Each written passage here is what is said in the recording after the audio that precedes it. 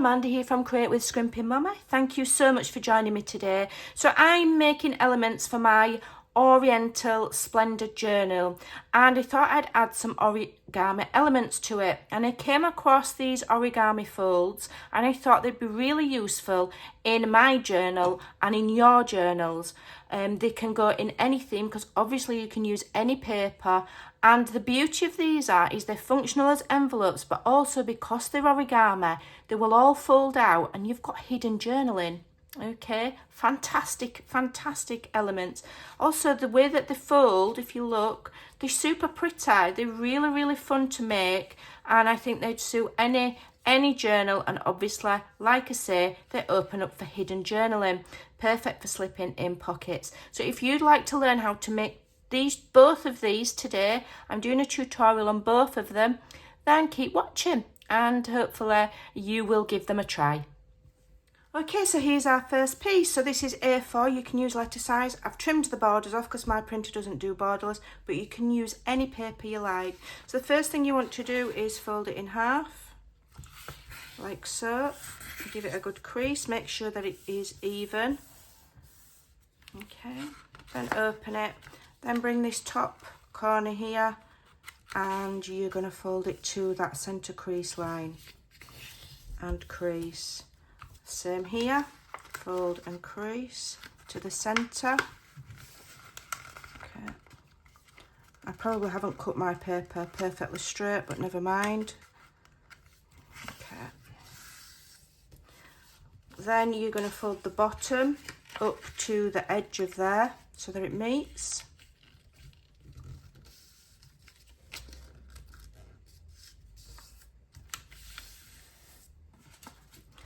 Okay, then you're going to fold it up again. Let me just check I'm doing it right. Yeah, I've got my sample at the side of me to make sure, because I'm not an origami expert. I just wanted to share it because I thought it was a fun thing to put in our journals. Then you're going to go from here to, where are we going now? Yeah, so you fold each side from there to the middle. So this little sticking out bit will join the middle and it will go flush on the bottom. Okay, it starts to get a bit bulky here if you've used thick paper, so you might want to bring a bone folder in, okay, to help you. And then you do the same with the other side. You're folding it in and those two want to meet and it wants to be flush with the bottom, and then crease the side. Okay, just looking for my bone folder, I'll just use this one. Okay.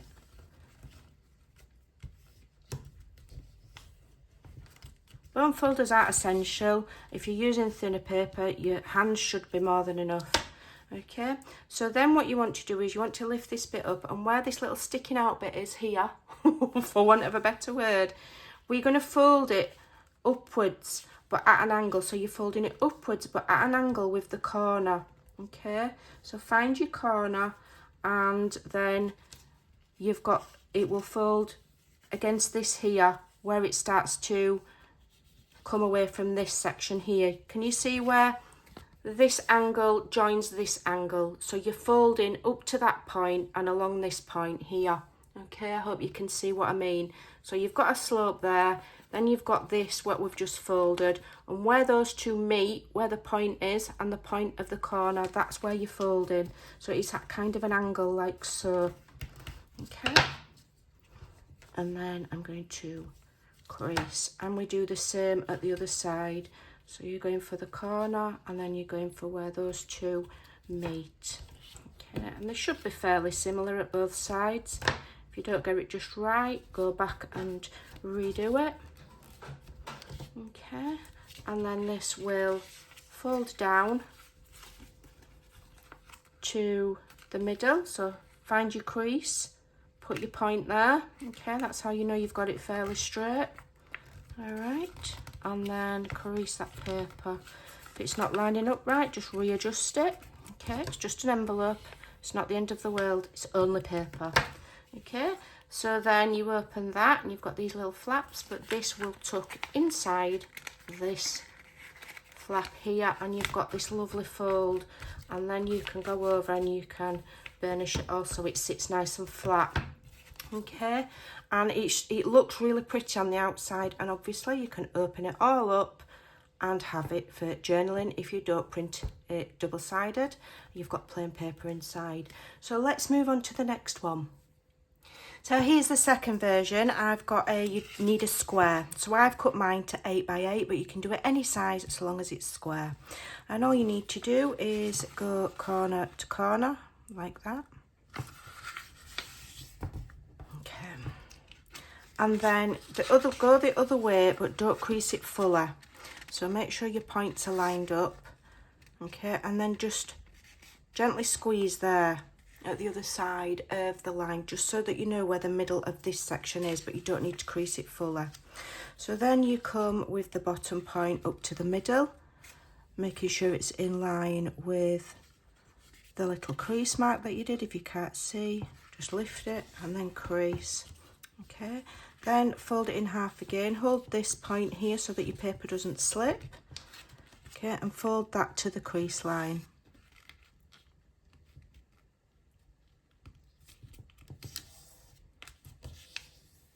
Okay, then you get this side here and you're going to the middle. So you're going to that middle point and you're lining it up flush with the bottom there. Make a crease.